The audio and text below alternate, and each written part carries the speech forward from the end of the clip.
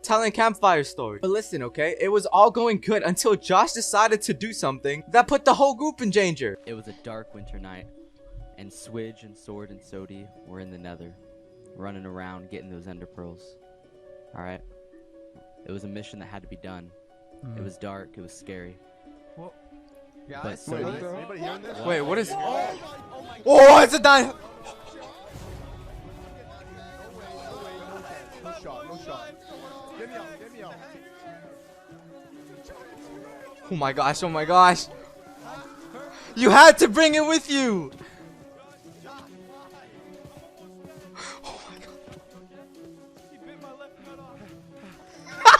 Before we knew it, once we realized where he was being chased by a Tyrannosaurus Rex. And that's when I knew. That instant, I knew without a doubt in my mind that this was going to be one of the most scuffed risings of a civilization that we could possibly ask for. Like, come on, bro. We just got here and we're being chased by a dinosaur? That's crazy. When we realized, all 10 of us, yeah, you heard me right, all 10 of us decided to book it. Luckily for us, the trees got in the way of the T-Rex and couldn't catch up to us. That's when we started collecting some of the materials we needed to survive, such as wood and some starter tools. But unluckily for us, we wasted a bunch of time at the campfire telling stories, so sunset was right around the corner. If that wasn't bad enough, not only did it start getting dark, but it also started storming. Like, bruh, now we got both mobs and weather to deal with. Not to mention the dinosaurs. But I found myself a tent and I was chilling there with Krizik and Sword. We were at first trying to stay the night there, but then realized that we got separated from the group. So we decided to get a move on and reunited with the boys in the cave that they found. Luckily for us, it was right next to the cave. Once we were there, I then decided to upgrade some of my tools and start mining a little bit. Not too much, of course. I kind of wanted to explore the outer regions, so I just waited until it was daytime. Days 2 to 5. To put it simple, we had no idea how to survive in this world. We were going through a famine as it is. And when I say that, I mean it. It was legitimately an issue. Me and Switch, we wasn't gonna take this, okay? We needed food because obviously we need to regenerate our health anytime we get attacked. And there's a lot of aggressive dinosaurs around. And so we embarked on our journey to finding some food. On the way there, we got jumped by a little zombie, but obviously we smoked him. He had nothing on us. Besides the generic berries that we found this interesting looking fish. We didn't exactly know what it was, but we decided to attack it on instinct. Okay, but real talk though, this thing was hella fast. Like some Lightning McQueen type fast. But within time, of course, we finally managed to kill it. It was just like any other fish, and honestly just dropped a singular piece of fish. And it was a bit of a bummer. We also managed to pass by another Tyrannosaurus Rex. It seemed like where they live, I don't know if this was the best place to pick. And this is when things started going wrong. We found this dinosaur that looked a little like an ostrich.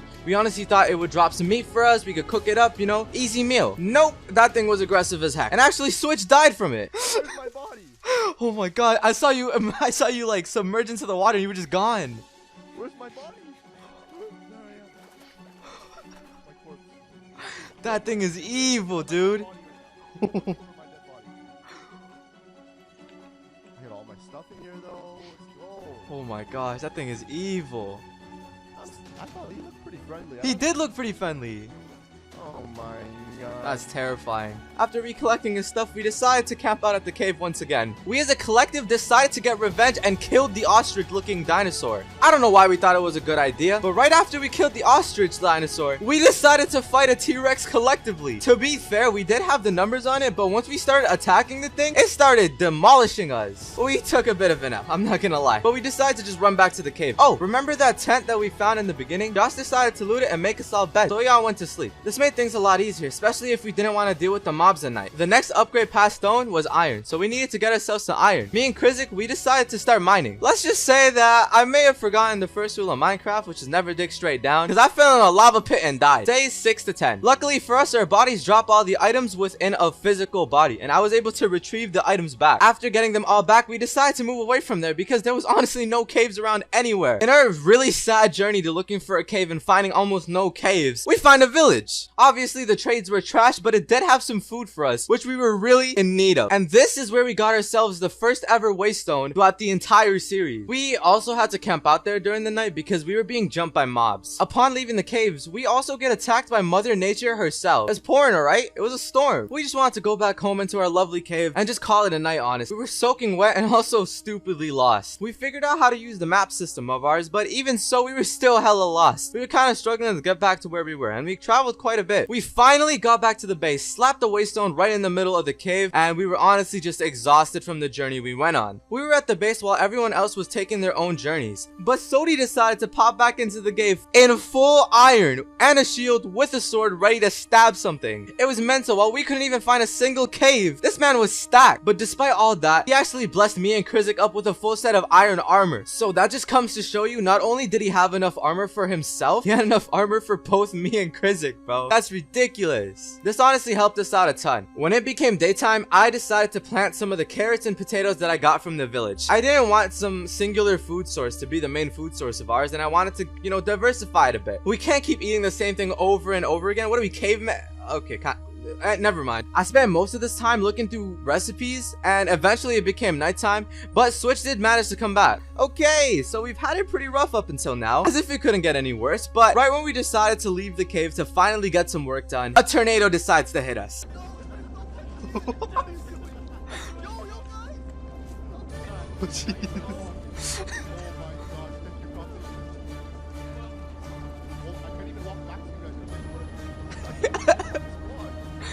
Oh my gosh.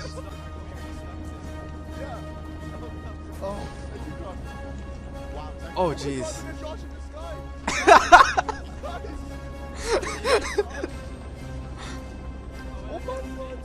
Uh-oh. Uh-oh.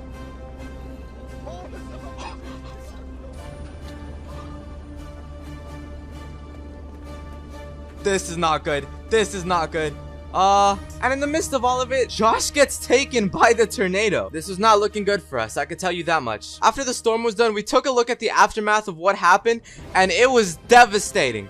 The entire area was so barren. The leaves were gone. The waters were empty. There's no fish there. The animals are all just deceased. It was starting to look like we just came out of a fallout shelter to a nuclear blown up world. We kept our heads up though. In the next few days, I started going mining and started collecting some resources, and also decided to start looking around for a place to build at. Days 21 to 25. I listen up. At first, I was gonna base with Sword and Krizik because they both wanted to live together in the same like mansion or whatever that we wanted to build in the beginning. But somewhere between the lines, I lost contact with them because I didn't know where they was. So I ended up just vibing with Switch, and eventually we decided to team up. Regardless, we were all planning to live together relatively close. It was a pretty good move having someone to base with, if I do say so myself. Me and him, we started looking for a place to build the base. We wanted to build it in the initial island that the cave was in, but obviously that place was a little devastated. So instead, when we reunited with everyone else at the cave, they decided to actually use the plains biome that was right in front of us. But regardless, we wanted to build tree houses, and so we needed wood for that. So we decided to start chopping down a bunch of trees. And this time I also decided to go on a mining trip right afterwards, so that was something. Rather than mining for iron and stuff, I kind of mined cobblestone. I need some blocks to waste. Days 26 to 30. Upon going up, we were all going to go to the new area and start setting up base,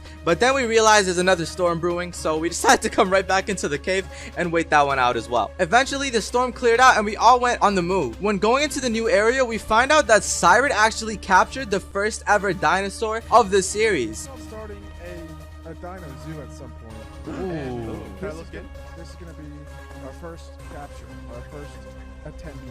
His name is Barry. Let's get a peek. Let's get a peek. Where is he? Okay. Ooh. He's Barry. Oh, he's under there. Yeah, come from this angle. Come from this angle. He's a base. It wasn't tamed, but he blocked it in within cobblestone, and somehow it survived the storm. Despite it being a bit of a tiny dinosaur, it still had some toughness to it. As I mentioned before, the famine was still going on. The berries that I collected was just not it, you know. I was eating rotten flesh, berries, anything I could find. Days 31 to 35. After all of that exploration, we decided to finally head back and meet up with the boys. We got a bunch of food, we found a bunch of structures, a bunch of interesting stuff, but nothing too notable. I noticed that someone was already riding a dinosaur. I was falling behind a bit and honestly needed to catch up. The squad was thinking of building a gigantic wall to surround ourselves with a bunch of deflectors, weather deflectors to be specific. That way whatever we built within the walls was 100% safe and the weather wouldn't be able to tear it apart. Take the L, Mother Nature. Goofy. I met up with Switch and started basing with him. He already had a little bit of a settlement working out. Okay. Man's making moves. He said it was gonna be the first thing that he's gonna build in the area just to have a place to put down his stuff. I started looking into how I could get myself a dinosaur. And the easiest way was literally to get some string, right? But string wasn't the easiest to get, especially with the spiders looking like that. Some creepy spiders, bro. Hella creepy. So instead, what we decided to do, we took the wool, put it into the analyzer that me and Krizik actually got from the village, and we analyzed it, right? Analyzing it actually gives us string from the wool. Well, there's a chance. It also kind of gives us sheep DNA. I didn't know what that sheep DNA was for. It was a little sus, if you ask me. Now, believe it or not, but the way you tame dinosaurs is by making a whip. And that's exactly the item we had to craft with the string that we got from the analyzer. So we crafted one up and got ourselves a Bloxosaurus. Yo, is that the dinosaur that you have over there? Oh, okay, cool. I apologize to all those dinosaur lovers, but I have no idea what this dinosaur is. But it looked cool, so we tamed it. Yeah. The boys were looking into some wall designs because we were going to put up some pretty big walls so that dinosaurs don't randomly attack us. And here's a really fast-forwarded clip of me eating lunch while in Minecraft. So while everyone else was progressing in days, I wasn't. But we were back in this, alright? So the updates to the place that we were at was Josh had a house and a pen, Switch had a pen for his dinosaurs. Okay, well that was a lie. My curiosity peaked and I explored it just a little bit, not too much, just a little bit, and I went straight back. Now the thing is, during my adventure in the Nether, in that meantime, there was a lot that actually happened in the overworld with everyone else, and I was a little confused about it. It was both me and Coffee that was really confused about the situation that was happening in the overworld, because when I got back there